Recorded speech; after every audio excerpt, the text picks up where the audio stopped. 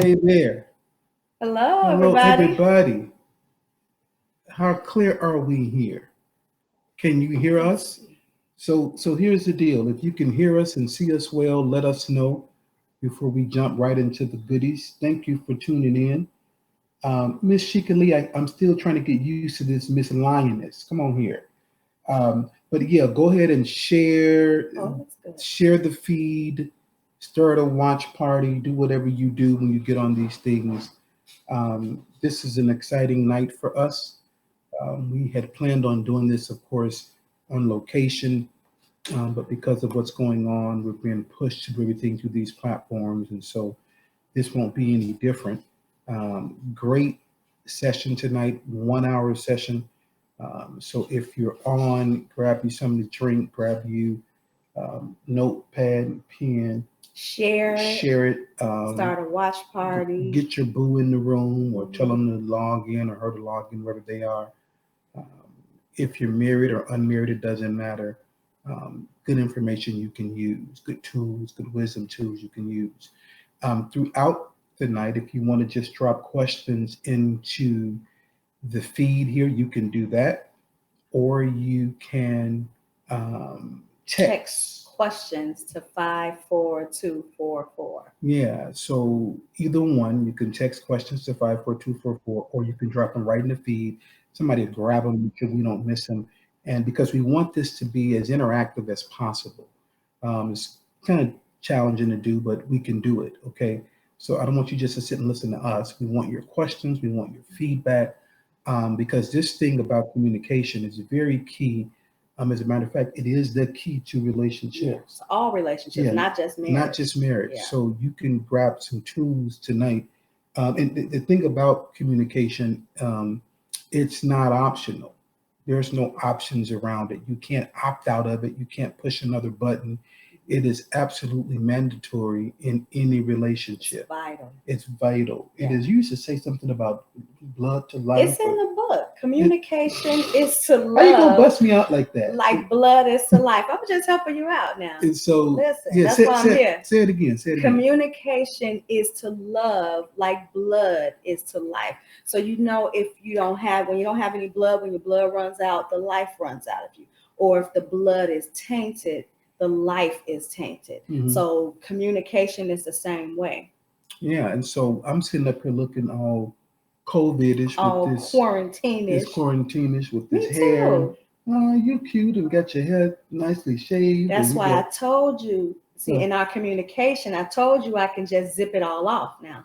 you talking about for me? Yeah, I can just Oh zip it no, all off. I don't think You that's could what the look just Lord. like a baby. I I don't can think zip that's what all the this Lord is off and saying. I don't think everything. that's what He's saying. Stacy, I got him. I can do it. I told you. Listen, it pays to be like this during this time. Yes, it does. Because she just is cute and clean Thank cut you. Listen. and we struggling under these hats, man. His face is growing and this gray is coming in, but all is well. That's just wisdom. It's wisdom. One of the things that we have noticed, and you've probably noticed or heard too during this time, that a lot of people are struggling because they're not used to being in the house together. Mm. People are struggling because they're not used to being close confined like this for days at a time or hours at a time. And truth be told, it's not that we ran from each other, but everybody's life They just go in was different so ways. complex. Mhm. And I know for us, before this, we were always going and coming. If I was going to the church, she was coming from the church a lot Taking of the times. boys to If she was taking basketball, boys picking them up. left, I was picking them up Yeah. right. Mhm.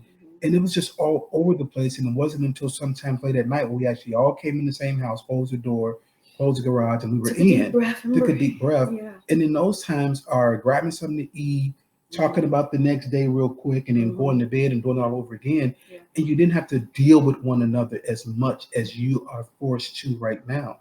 And so I don't know, hopefully it's better now. I want to just keep giving off bad stats, but Right. I do know when this first hit, the domestic abuse line was ringing heavy, Child and abuse the line. child abuse line was ringing heavy because people They're not used to being with their just kids. not used to being with each other, period.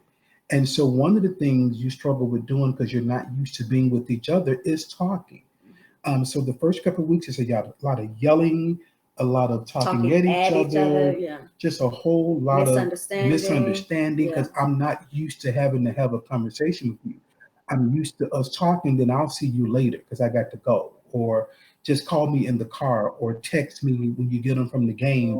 But now I have to literally sit because I have nowhere to go. You know, we were sitting on this couch earlier, and I said, I guess we should go up and put a little something on so we can come back down to this couch and do some work. Yeah.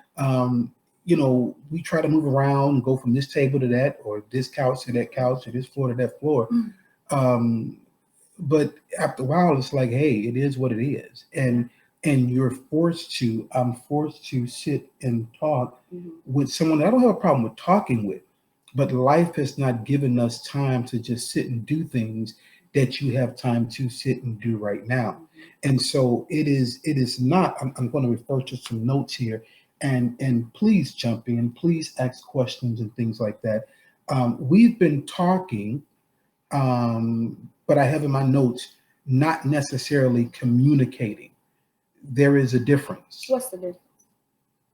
You tell them what the difference is. Go. Tell them what the difference is. I'm just trying to be interactive. We've been talking. You are tripping. They're gonna be interactive. We already interactive. We've been talking, but not necessarily communicating. And what does that mean? Because communication requires speaking. If you're taking some notes, you can write it down in the feed for everybody. It requires speaking and understanding. And one of the things we have not afforded each other is an opportunity to understand. Because most of our talks are quick, they're loud, they're us getting things off of our chest, there's little understanding. And if there's no understanding, then we've not communicated. Right. And so the thing about communication, it takes time. There is no, let's have a 5-minute conversation and we're all good. It takes time because what you're telling me, I must hear what you're saying, and I must understand what you're saying. I must not just listen for me to respond, but I must actually hear the words that are coming out of your mouth. And here's the thing, hear where those words are coming from. That's really important. And another thing, I think, not only hearing where those words are coming from, but the reason why it takes so much time in communication is because we hear through lenses of our experiences. So if I have a bad experience with communication, then I'm going to hear, he could say A, and because I've experienced B, I'm going to hear B. So it's not until we go kind of back and forth and say, hey, I said A, did you hear A? No, I heard B. Why did you hear B? So it's not, like you said, it's not a 5-minute deal. It's digging into why am I hearing differently? You know, not only just hearing where it's coming from, but I have a responsibility to say, hey, why am I hearing differently? And why it's, both ways. You yeah, like if I'm continually saying A and you're always hearing B, we have a responsibility to say, why am I hearing B when he's clearly saying A? That's very important. That's a whole other part of this. We can get into it a little bit later. But there are 3 components here that we got to consider when we're talking about communicating. And this is a lab. It's a teaching lab where we can get some understanding, we can get some wisdom, and we can just do better. My whole thing is whatever you hear, let's get it and do better. Yeah. So there's a speaking component. Let's talk about that. There's a listening component. And then there's an understanding component. Real quick, let's go through those 3 things there. The speaker or the speaking is my ideas, my thoughts, my feelings, and they're expressed verbally and non-verbally. Non-verbally, yeah. And we can't leave that out because you can say nothing and say a lot. Say a whole lot. That's why some people have this term. They say, well, just be quiet because silence can be misquoted. That is a big lie. You can be quiet, and I can misquote your silence with my assumptions. And although you didn't say anything, I've built the conversation out of your silence. that just did not help anything. Now, the Smiths were going to be on with us tonight. Carlton and Sharetta, precious people, you know them. They're having some Technical difficulties with their Wi-Fi. Their Wi-Fi in their area.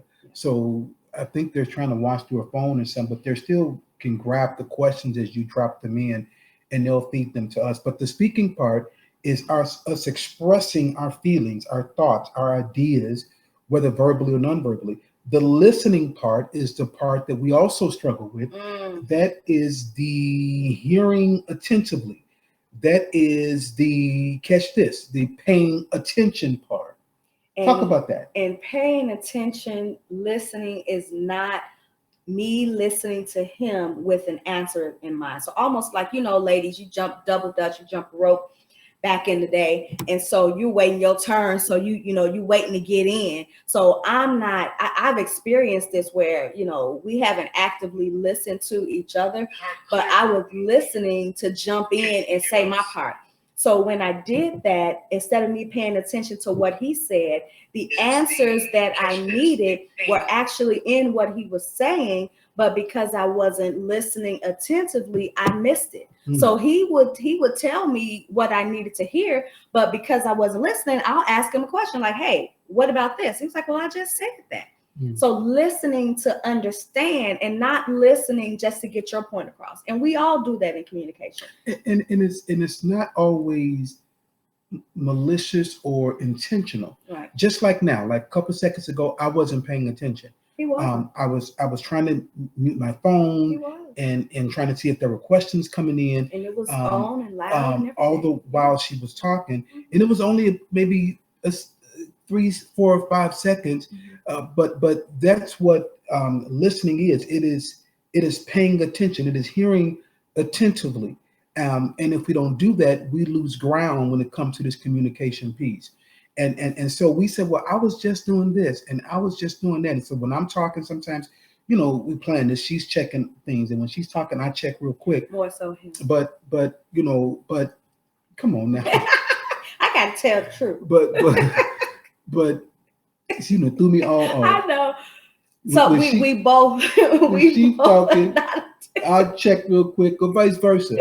And we said, I didn't mean no harm. I was just but those quick kind of things can take you off from hearing something that the other person can really get teed off about, because they're like, you didn't even catch that because you were not attentively hearing. And so I think we had this recently within the last, I guess, since we've been quarantined, and it might have happened before, but I would say something thinking that he was listening. And so maybe 20, 30 minutes later, he would ask me a question. And I'm like, looking at him like, we just talked about this. I already said what I had to say. But I guess on my part, I didn't make sure that he was listening, understanding me. So I asked him the next time, I say, well, let me know when you're ready to listen so I won't have to repeat myself. Now let's talk about that. Is that your responsibility or my responsibility when communicating with you or you with me to make sure you are in a place to hear me? Should I be aware of where you are, what you're doing, when I'm approaching you to just start talking? Is that my responsibility? Or I should be able to just come and start talking to you and you just drop everything and attentively hear what I'm saying? So you're saying you're asking if we should set times? No, I'm not asking set times. I'm asking just it's a general question for me. Mm-hmm. If we're communicating, and I approach you to talk about something, is it my responsibility to make sure you're in a position to attentively hear me? Or I should just start talking and you should just stop what you're doing and make sure you're attentively hearing what I'm saying? I think maybe for me, it depends on the person. For me to keep my sanity, mm-hmm. and for me to keep not going over things that I've thought I communicated with before, I will ask, hey, is it a good time to talk? Mm-hmm. Because in my mind, or the way I'm wired, I get frustrated when I have to ask you 2, 3, 4 times the same thing. I'm like, I just said that like 2 minutes ago. You're not listening. So that's why I said, hey, let me know, I I said, I'll find out from you when is a good time that you'll be listening. So I won't have to be frustrated. So for me, I take it upon myself to not be frustrated and find out, hey, is this a good time to talk? Are you actively listening to me? And so that's, I guess, to each his own then. Some people say, no, when I start talking, just stop what you're doing, give me that respect and that honor and listen to what I'm saying. And that could work for you, but I can almost promise you that won't work for you every time. I think it is our responsibility to dance with the people we're communicating with, in the sense of saying, hey, I want to talk with you. Is this a good time? Or if I walk up on you and I see you doing something, how about I ask you, can we talk now? Or when you get through, let's talk. But to just walk up, interrupt what a person is doing, and demand attention, or demand that they stop what they're doing and listen. Yeah, you could do that. That's my spouse. That's my boo. They should do that. But at the same time, how about we just honor one another, just in general life things, and say, hey, I see you about to make these cookies, or you about to fold these clothes. It's a good time to talk, because I don't want to just start talking now. I'm mad because you can tell when somebody's not giving you that Attention, that full undivided attention. yes. They're not attentively hearing you or paying attention. And so I think if we work together with that, there's no rule book on this is how it's supposed to go. Because we're married. When I start talking, you should just be quiet and listen, and you should give me your undivided attention. No, I think we should work that together. I think you should definitely work it together. But what happens when one person wants to dance and the other person doesn't? Oh, so my. do we not communicate? Because so for men, I think women watch sports too, but mostly, you think about men that love football. When it's football season or even basketball season, that's like a no. Don't talk to me when the game is on. But if you've taped your games, if you DVR'd your games, and you watching games all day, do I not get a chance to talk to you because this is not a good time? So I think we have to balance that out. Dancing requires you can dance solo, but in a relationship, we should be dancing together. So talking about when is a good time to talk, we have to leave room for both of us to do that. Yeah, and I think it's a sign of immaturity for someone to it's never a good time. That's an avoider, or someone who's highly immature, and they really don't want to talk for whatever the reason is. And so every time you approach them, it's never a good time. You say, well, you set the time, then they never come back with the time. It's like it's never good enough. There's never anything right here, because truth be told, they don't want to talk. They don't want to have these conversations for whatever the reason is. And it's not always that somebody's hiding something. People sometimes don't want to talk because they don't know how to talk. They're afraid to talk, and fear has many layers behind it of why are you afraid to sit and have these conversations. And so I think this is where, even if you're cheated off because you never want to talk, you never ready to talk, you never have time to talk, you got to kind of go behind and see, why is this? You say you love me, you say this, but you never want to communicate, and we can't do this without communication. And I can't keep talking to myself. I can't keep having conversation and doing all the talking and smacking my lips and turning my head and walk out the room because you never have anything to say. Some people, and it's not just women. It could be men, the man or the woman, but they express their whole heart and they share everything, and they talk. And when they're finished, the person has nothing to say. That can be, what I'm saying? It's like, wait a minute, I've said all this, you got to have something to say. And if they don't have something to say, we got to find out why that is. Why is it that you are being shut off? And so you got speaking, you got listening, because I want to cover everything. Before we go there, there's a question which we might have answered it in part. She says, what do you do when they say later and don't put a time period on it, and it keeps getting pushed aside? Yeah, I think we just kind of covered some of that. I think that person is afraid to talk. Either that, or there's immaturity there, because they know what the conversation is going to lead to. They don't want to deal with it or confront it. And so either way, there is no option, as we started off with, we just won't talk to you. No, you got to find a way to have this conversation, because that's the lifeblood of even your if you got to get a third party involved. We gonna have to talk somehow. We can't just keep floating around as if this is not necessary, or we can't do it. Okay, so you got speaking, you got listening, and then you have understanding. Now, understanding is really big. This is where your love for people come in at. This is where your love for your spouse, your whoever, because this is just not all about marriage. Right. It's relationships. It's relationships. Yeah. A personal relationship with your sibling, your fiance. Because Your understanding children. involves not only hearing what was said, catch this, but understanding is also interpreting what was said according to the speaker's intention. It's a lot. I'll say it again. Understanding is not only hearing what was said, but it is also interpreting what was said according to the speaker's intention. All of that means this. It means knowing the person's heart. And you can't know that without communicating with them. And yes, you know it more. It gets deeper as you communicate. But if you've come into any kind of relationship with this person at all, you know their heart to some degree. And so when they're talking from their heart, and you have to hear their heart. You have to hear the intention of their heart, and not just well, they're just talking crazy. No, understanding is interpreting what was said according to the speaker's intention, according to their heart. You understand? Does that make sense? Yeah, you looking at the thing again. No, I'm looking at for questions. Okay, go ahead. I'm looking at for questions. But when you say and know their heart, sometimes people don't get in relationships knowing the heart. They get in relationships for different reasons. And that's why I mentioned you won't know their heart until you talk with them. Because even in order to start a relationship, you have to talk.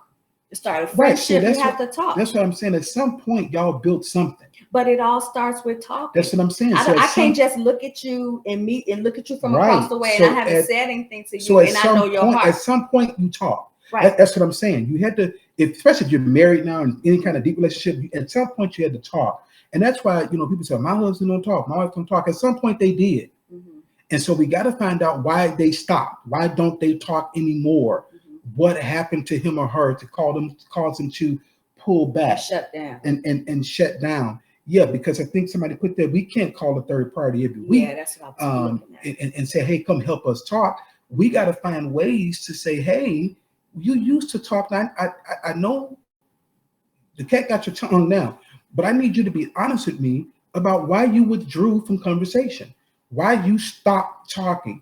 And I can give you some answers to some of this, because a lot of times if people are talking but nobody is listening, then they stop talking over a while. If people feel like they're not being heard, they stop talking. Or if I'm talking to you and you dismissing me, or you're belittling me in the conversation, communication, it's like, well, hey, I won't say anything then. Sometimes I don't think we understand the damage we do in communication that cause people we want to communicate with not to want to communicate with us. And they may not tell you things that hit their heart. And the things about when stuff hit their heart, it just builds up, and then they figure, I love them, but go ahead, you go on and do the talking. Go ahead, you go ahead and do this. I don't have anything to say. And you're on the other end saying, I want you to have something to say. So I know it sounds weird, but in this lack of communication, we got to communicate on, hey, why did you shut down? Why did you stop doing this? I do need to hear that from you. So speaking, listening, understanding. I want to go over three things. We want to go over three things. We want to look at three levels of communication, and put it like that. 3 levels of communication during this quarantine time. Because when you're locked up with somebody now, the first thing, I'll read them first. The first one is casual communication. The second one is peacemaking communication. And the third is restorative communication. Now, normally you would start with casual communication, because that's what should be happening right now. Just general talk, shooting the breeze. How was your day? What's going on? What did Trump say this time? Just general conversation. It's natural. It's not forced. You don't have to try to make it happen. It's just what we do. It's 2 human beings in the same room and we're going to talk. just like you talk to people in the waiting room at the hospital or at the Walmart or in the bus elevator, stop. at the bus stop. It's just natural conversation. But here's the thing. We want to jump to number 2 because we're going to come back to number 1. I want to show you why people are struggling with number 1, which is casual communication. They're struggling with the natural, non-forced communication. They're struggling with just rhythm of grace talk. You know what I'm saying? So number 2, let's deal with this one. Number 2 is peacemaking communication. This is why we struggle with number 1 because we have not yet dealt with number 2. And peacemaking is this. It is not peacekeeping. Peacekeeping is avoiding. I ain't gonna say nothing. I ain't gonna say nothing. I'm just gonna, stay with, where I am, and because I don't want no mess, and I don't want to drive nothing, and I don't want to be open up no cans, and so I'm just gonna be quiet, and that's called peacekeeping. The Bible says, "Blessed are the peacemakers," and so peacemaking communication is confronting lingering and untouched matters. This is why you hardly ever hear people talking about this, because just that definition alone is very detailed. Confronting, that word alone, lingering and untouched matters. What is it that now that we've been quarantined that's keeping us from having just casual, unforced communication, just talk, shooting the breeze?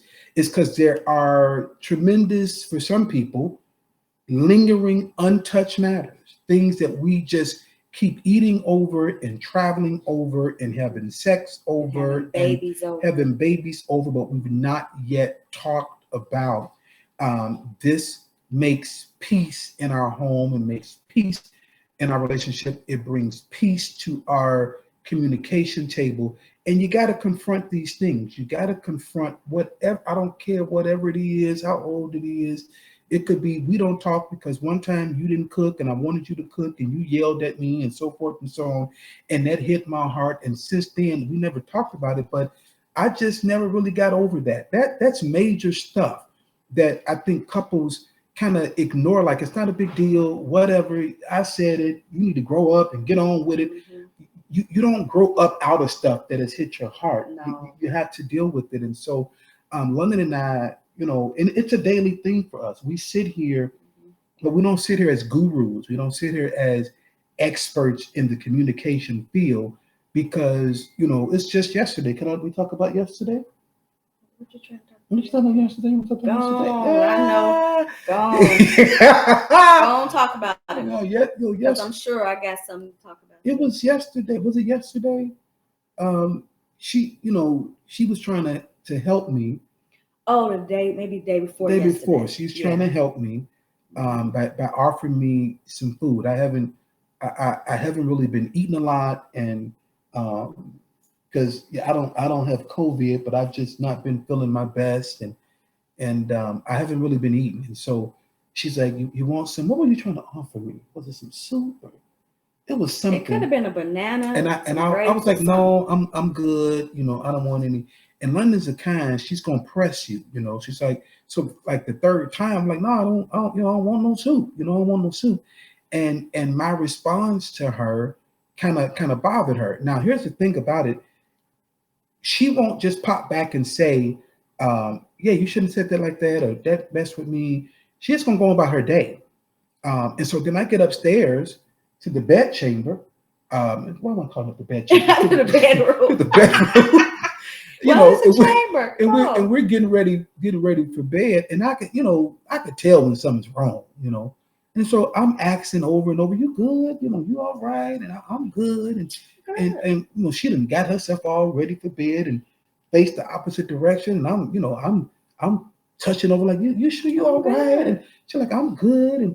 And so I'm just sitting there like a little boy looking at her back, like I know this ain't. So I finally asked her, I says, me not wanting that soup earlier, that bothered you? Because here's the thing, a lot of times you know what the problem is. You're just trying to skirt around yourself.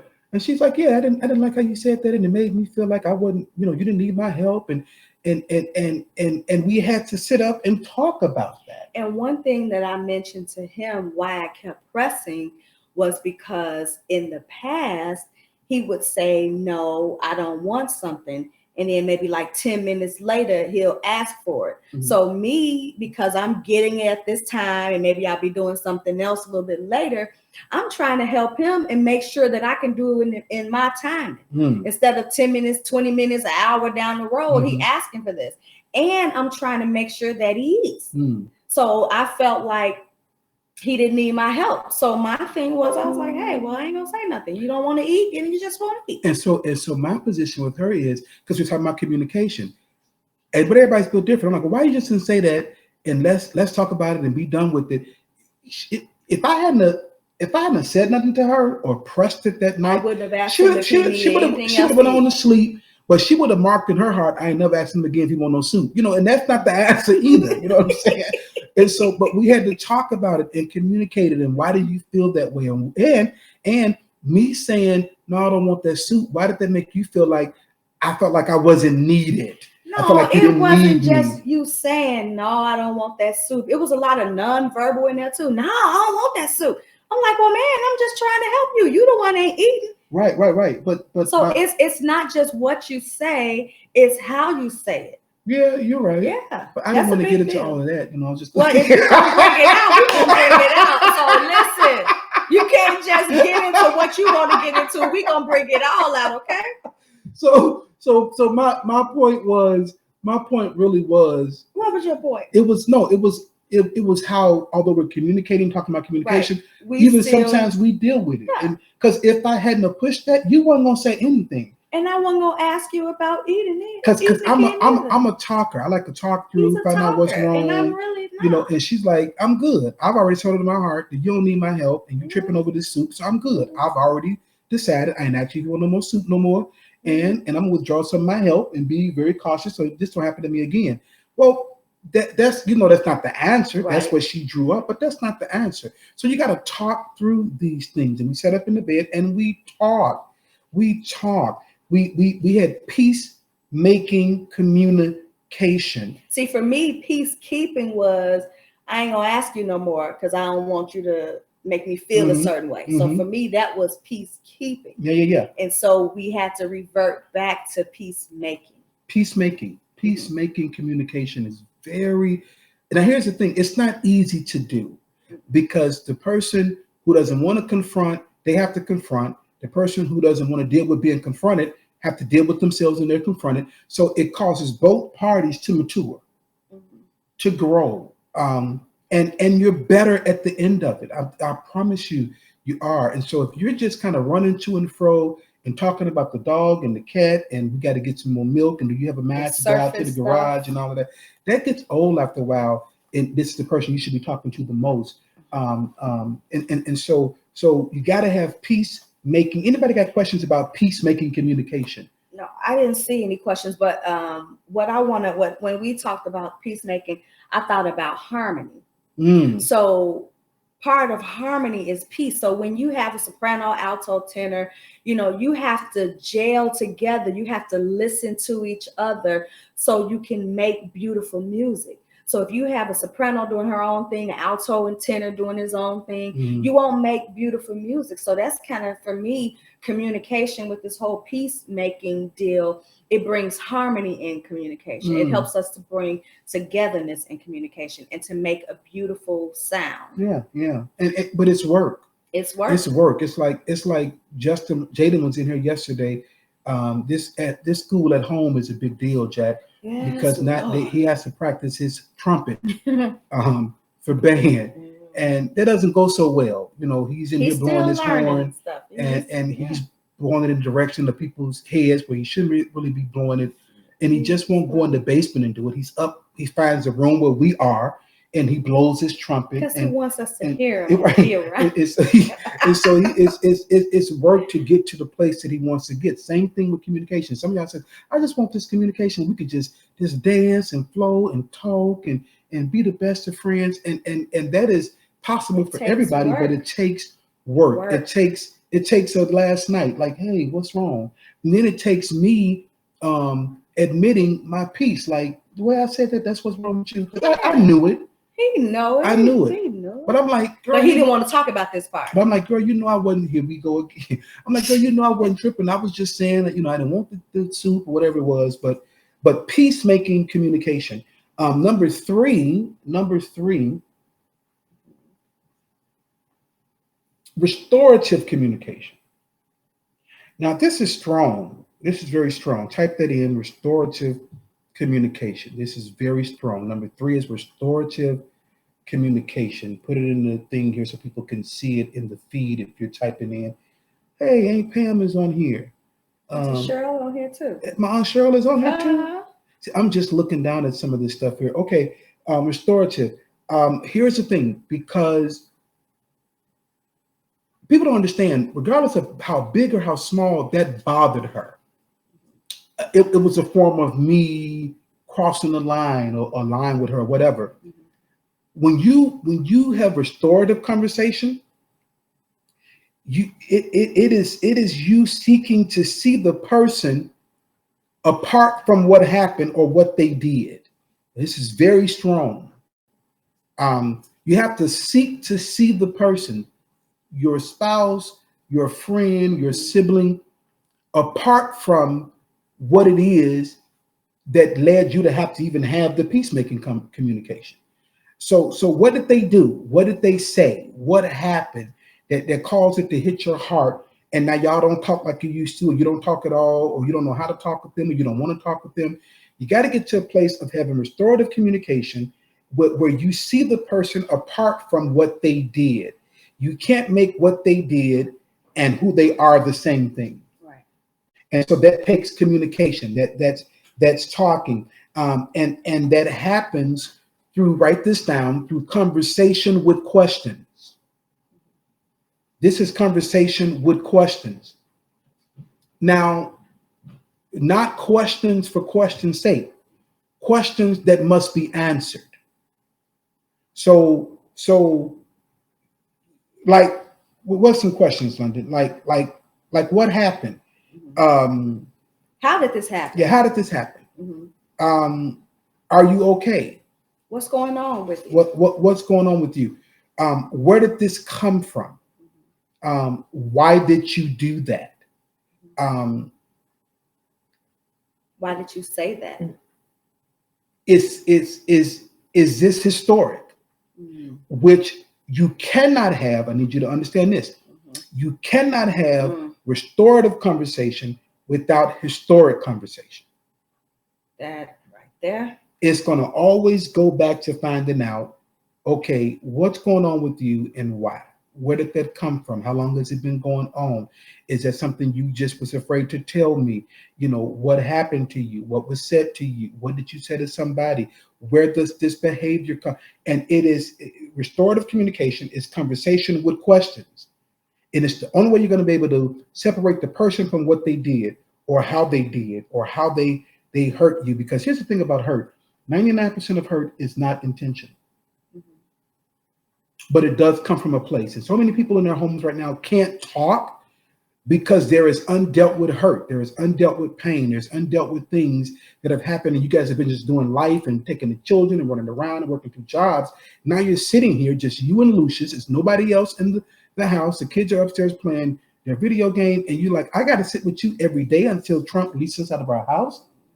And I just we can't even have casual conversation and just general talk because there's too much peacemaking communication we ain't dealt with, and we haven't dealt with our restorative communication about what actually happened, what was said, and the questions. We've not done any of that. Now you want to just pass me the butter and let's shoot the breeze about your job. I really can't do that. I really don't want to do that. I don't even want to look at you in the face right now because I've never had to do it. And so these conversations are very, very, very important. You got to have conversation with questions.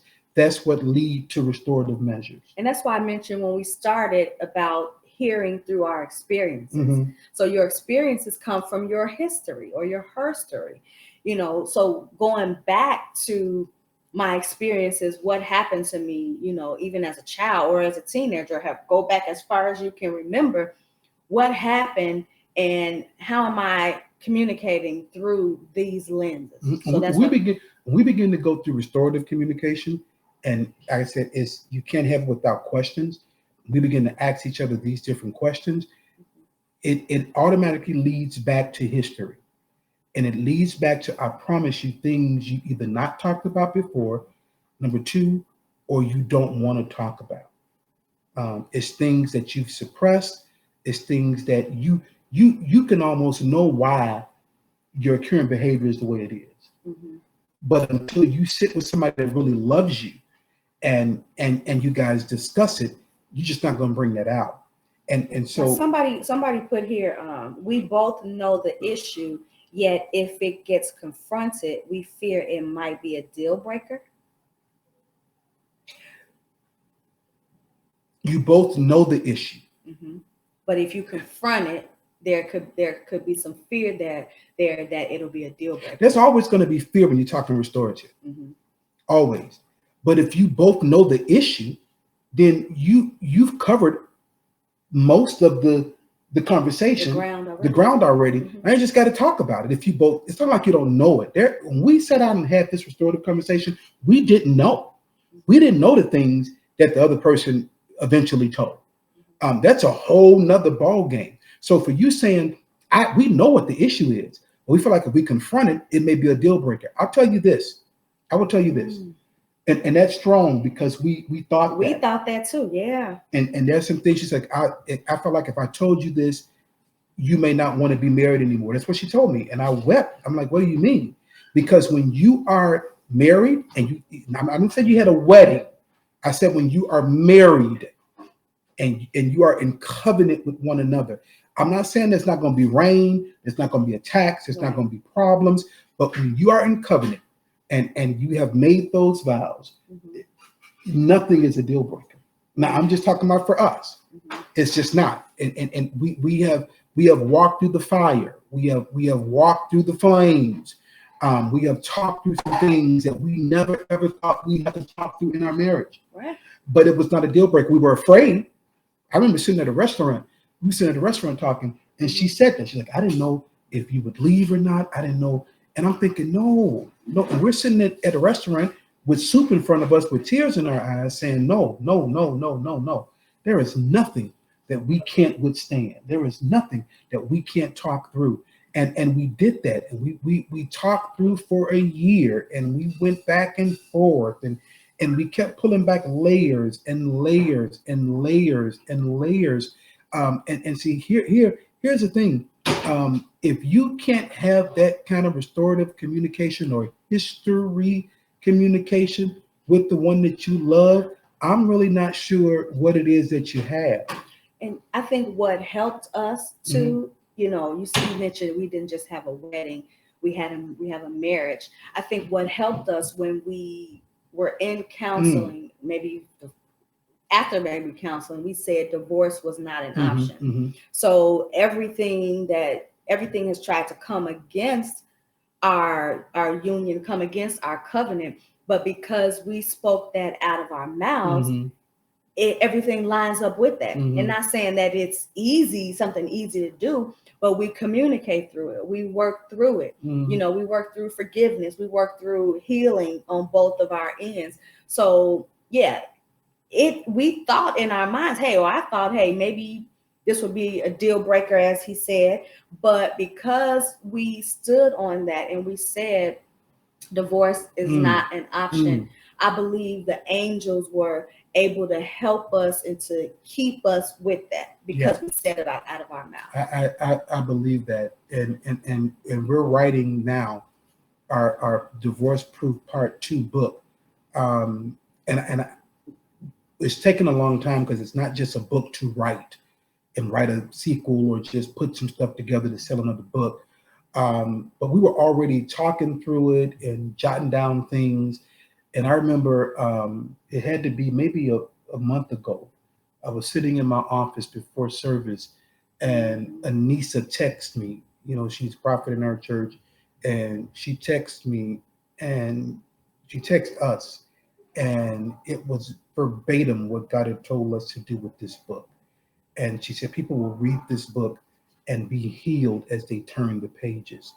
And this is not just some tell-all book or some let's be transparent. This is the heart of God. We know our calling, we know our responsibility in earth, we know our assignment for couples, for marriages, even more so than senior pastoring a church.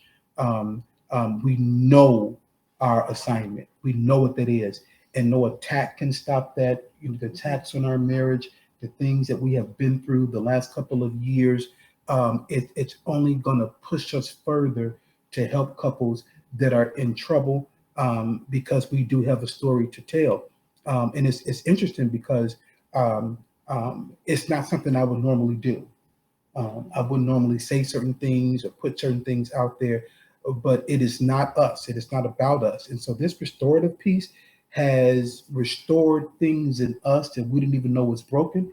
It has caused things in us to come alive for one another, because here it is. We were married, but we had these suitcases that we had both said we're going to take it to our grave. Yes.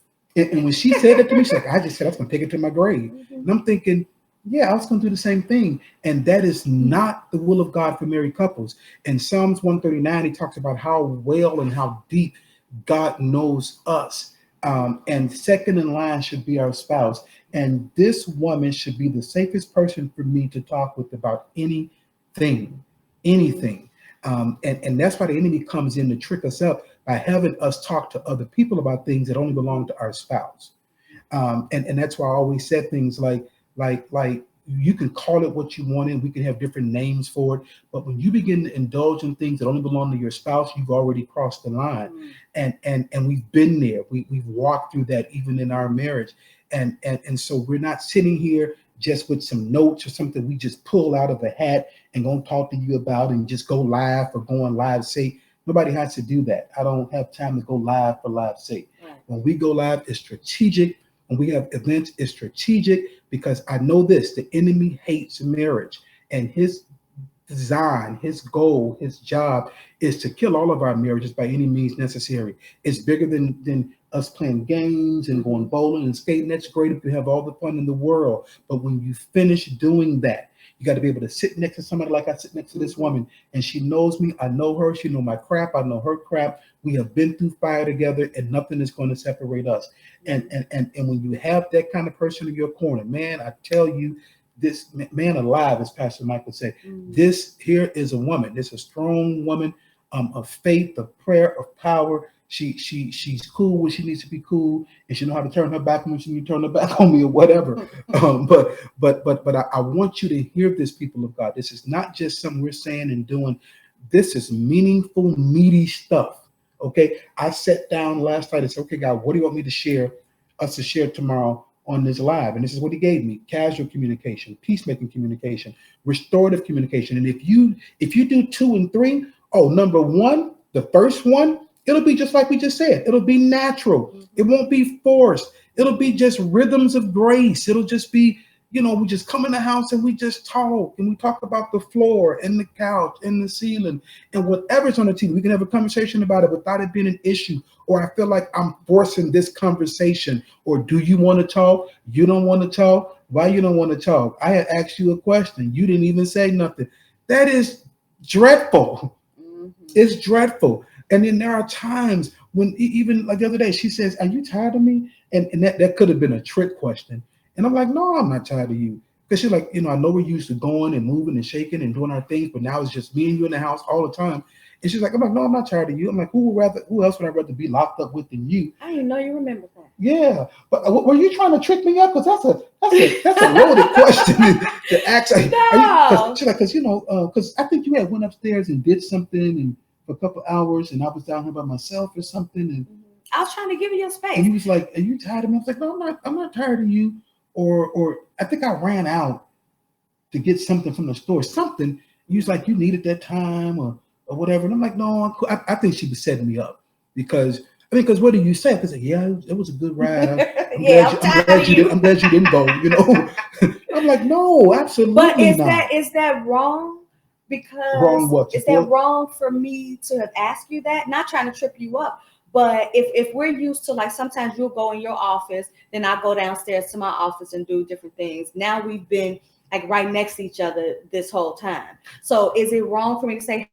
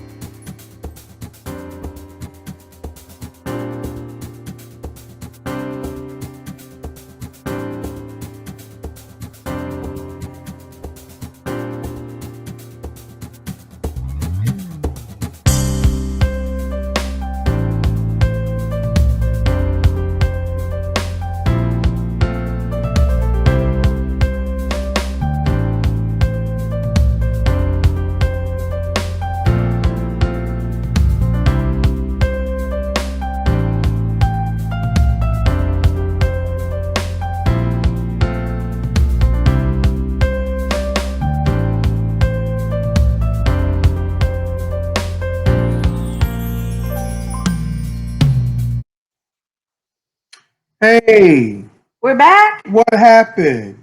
Listen, we were talking good. I mean, it was getting gooder. It was getting gooder and gooder. Okay, can you guys see us and hear us? Tell your friends to jump back on. Let's finish this out. We were almost done. Mm-hmm. Yeah, can you hear us and see us now? Yeah. Let us know if you can hear and see us.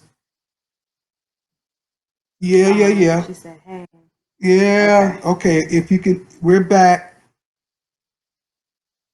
Yeah, that's good. Come on back on. Tell your friends to jump back on. Yeah, Eric says we're back. Okay, there you go. Good stuff. Good stuff. Yeah, I just had to go to the bathroom real quick. That's no, I don't know what happened, but we are back. Technical difficulties.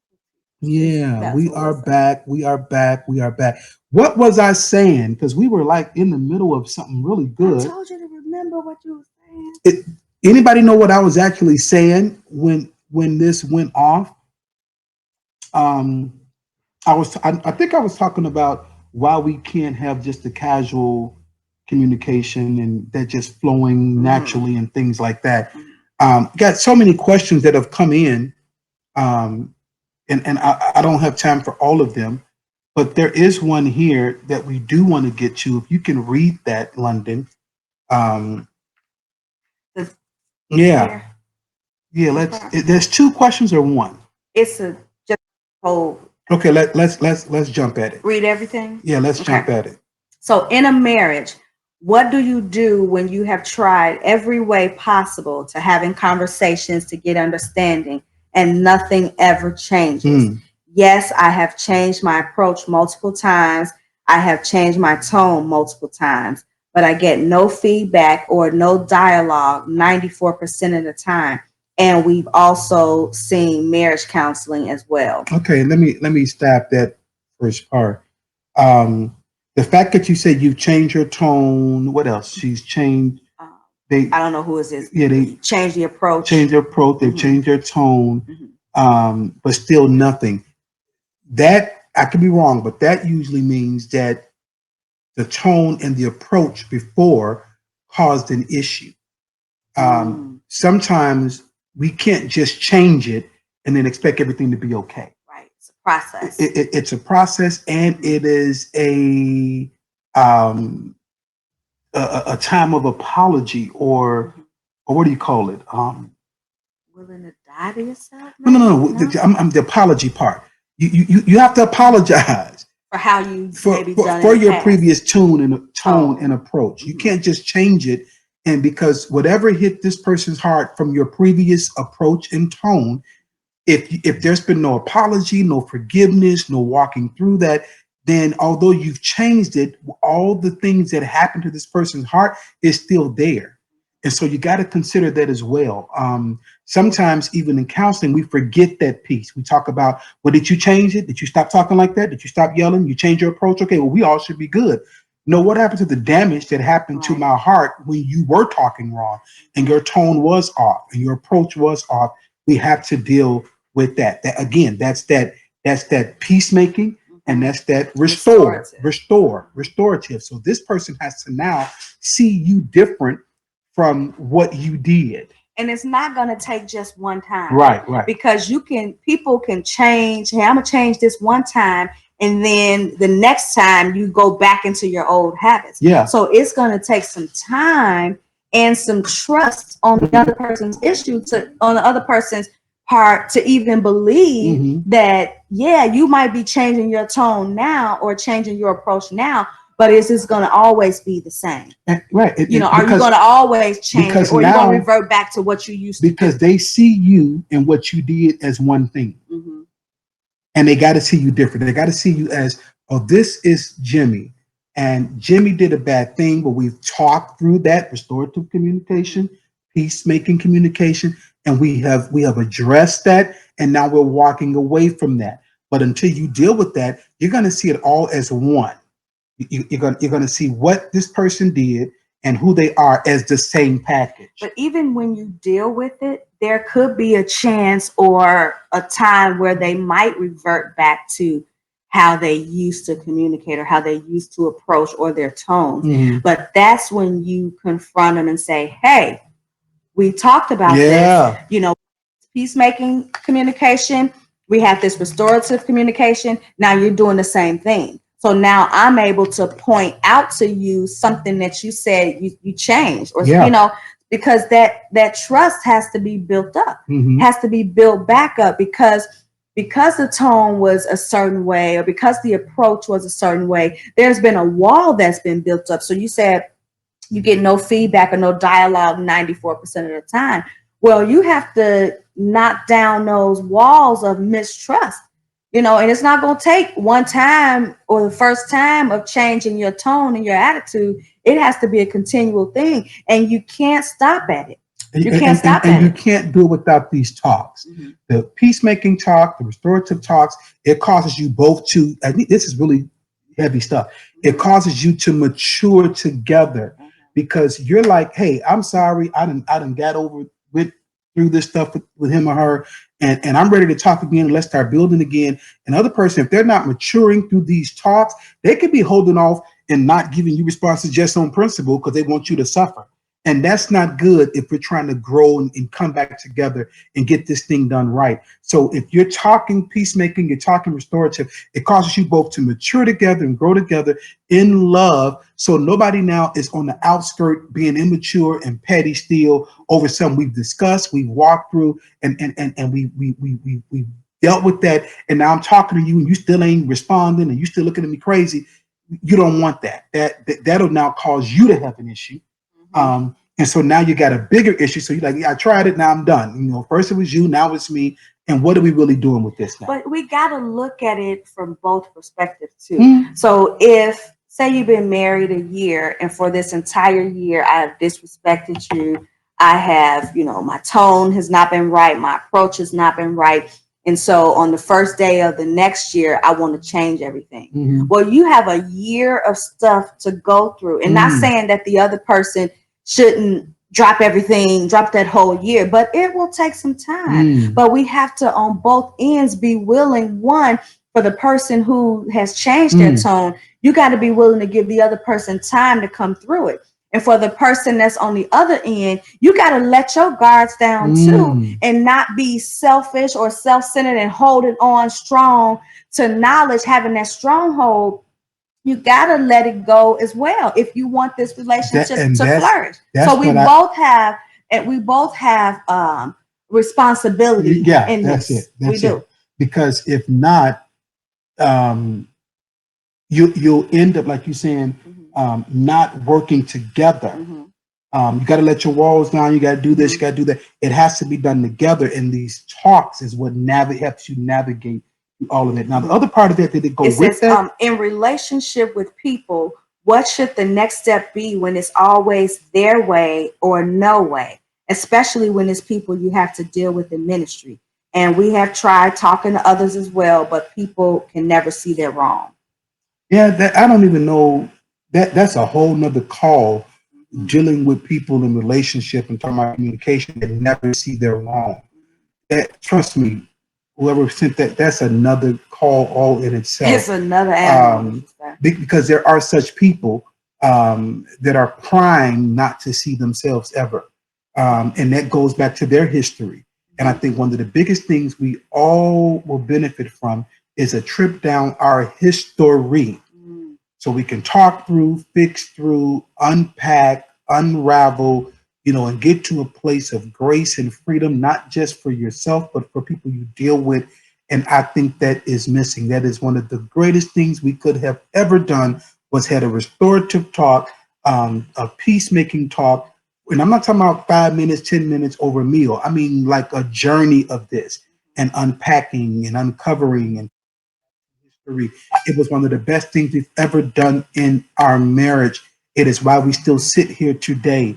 It is why we understand each other on different levels today because of that. There's things about me that she understands just on sight now, because she knows things about me she didn't know prior to marrying me, and vice versa. I didn't know certain things about her. And just think about how dreadful that it is to hold these things, and the person that you love is anointed to help you with them. Mm. And so talk. So the first one was the casual conversation, the casual communication. You're going to struggle with that if you have not had number two, peacemaking communication, and number three, restorative communication. It is all possible. You got to start somewhere. Some of you, when we have these sessions and seminars, we have retreats and things. Some people ask the same questions every time. It's like at some point you got to stop asking the question and start doing the work. The work is what's going to take you through on to the next thing. It is difficult. It is challenging. I know it is, but it is well worth it. And you know it. That's why you're getting the information tonight. So what happens when you've been married so long that it feels like a habit? That might not be a part of this communication. You mean the conversation feels like a habit? Maybe it seems like the marriage feels like a habit. That's so a whole. That's not this call. Yeah. That's a whole nother call. And people have been calling us for marital counseling, even through this quarantine situation. So we will do that via Skype or something. It's interesting how impacting the enemy is on marriage right now. But our assignment stands. We will not walk away from that. And if you need that, you can reach out to us and we can serve you in that regard. But the tools you got tonight, the practical tools you got tonight regarding just communication, they will take you through if you just work them. They will take you through if you simply work them. Okay. Casual, peacemaking, and restorative.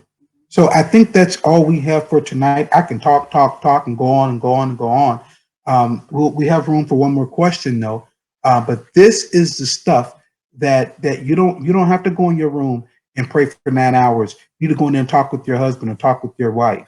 You need to take it practical. And here's the thing: do not be afraid to hit that restorative path. And it's going to take you down lanes of history that you need to go down. If you're afraid to go down them, you don't want to confront them, you start crying, that means you're on the right street. You stay right there. And you may not need to give it a lot of gas on this street. Just take it real slow. Just put it in neutral even and talk your way through that. And then take it out of neutral and give it a little bit of gas. But you'll get through it. And let nobody tell you how you should be doing it and what he should be saying and what you should be saying. This is us stuff. This is heart stuff for us. And nobody gets to be a part of that but the Holy Ghost. And so he took a seat with us and we walked through and we talked through. And it's the best thing that has ever happened to us. And that's why we can sit here and help other couples with this. And there have been marks in couples' lives from what we have shared. Mm-hmm. Don't you dare act like that didn't happen. I don't want the glory. I want God to get the glory for what has happened in your life, and so you can now go and help somebody else. But you take it, because that's the thing. The being divorce-proof community is you learn what you learned and you teach somebody else, and you help somebody else with your life. And that's all that we're trying to do. So thank you all for joining you said you had time for one question. Well, I had a question and an answer. Go ahead. This one. So somebody said, but what if you have apologized and been consistent for years? And then the answer came right back and said, sometimes it can take years. It doesn't happen overnight, and you need to put in work. Yeah, I think our society has given us, this is the last thing we'll say, is giving us this quick approach to everything. Especially for believers. We're going to turn around, we're going to touch our neighbor, we're going to sow a seed even, and God's going to do it. And it doesn't always happen like that. It's investment, it's journey, it's talking. It's nights where we just couldn't talk, we just cried. It's nights where, it was days where we couldn't talk about it no more. We had talked about it enough. It was too much on our hearts. And it took time to walk through everything that we were sharing with one another. It just didn't happen overnight. I think sometimes as believers, we want a quick work so we can testify, so we can have a testimony, so we can come and say what the Lord has done. And I'm not trying to do that. I want whatever happens in our life, and we overcome by the word of God, that it's going to be lasting fruit, and not some we testified about at the microphone. Okay, now what happens? I saw y'all throwing pans on Facebook. No, we're not going to have that. We are going to have longevity, and the word brings longevity. So Kenny says, take your time, Pastor. We got time. That's Kenny. Yes, Kenny. Good time playing Kenny. Yeah. Hey, man, you trying to get all the goods in one night. We got to save some for next time. We promised we would do an hour. And because of the bathroom break, we got 15 extra minutes. Technical yeah, but you know, this has been precious. This is always precious. I love to sit and do this. I love, and I've been talking about this for a long time, Melinda and I. We love to do this more than senior pastor. And I don't want anybody to take offense to that, but we know our assignment, and people's assignments shift season by season. And so this is what God has us on. And you have no idea of the couples that call and text and reach out from other states, from other countries, who just want to talk. They want to know if we can Skype for a minute. Because when it's on you to do something in the earth realm, two things happen. People are going to be drawn to it, and the devil's going to try to tear it apart every time. And so our hearts are with every person that's married and said, you know, we want this to work, but we're having trouble. Listen, make that determination. If this will work, divorce is and then put the work to it. Mm-hmm. And what you did tonight, those who are married, you put some work in. You got some answers and some wisdom. Those who are not, you got some good tools to live on as you move toward marriage. So take it. We love you. So much to go back and listen to, because I don't want to even go through the points again. But Kenny, we got more for you next time. Just catch us next time we come on, all right? Love you all. Love you all. Go to ReggieInLondon.com or MaryLifeGlobal.com and see what's coming up next, because it's going to be live online, because that's where we are right now. There were so many conferences we were scheduled to speak at this year. Most of them have been canceled. Some have not. The ones that are not canceled, we'll probably be doing them live through that platform, through those different churches or venues. But just keep up through the Facebook page and the website to see what's going on. We love you dearly. Thank you for listening in tonight. We're signing off now. All is well. Good night. In Jesus' All name. is well. Bye-bye.